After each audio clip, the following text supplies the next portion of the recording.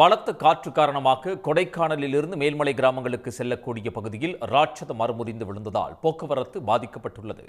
கூடுதல் விவரங்களை வழங்குவதற்காக செய்தியாளர் கார்த்திக் நிகரார். கார்த்திக், விழுந்த மரத்தை அப்புறப்படுத்தக்கூடிய பணி தொடங்கிவிட்டதா? போக்குவரத்து எப்போது சீராகும்? விவரங்கள்.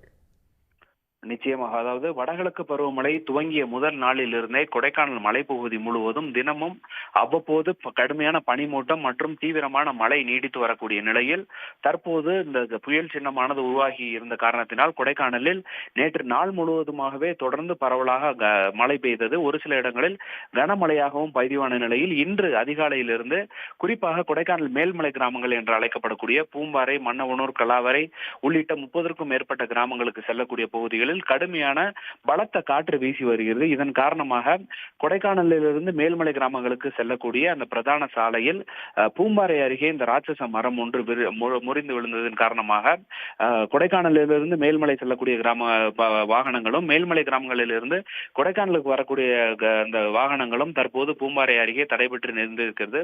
தற்போதுதான் இதனை சீர் செய்யும் பணியில் நெடுஞ்சாலைத்துறையினர் மற்றும் வனத்துறையினர் இந்த மரத்தை அகற்றும் பணியில் தற்போது ஈடுபட்டு வருகிறார்கள்.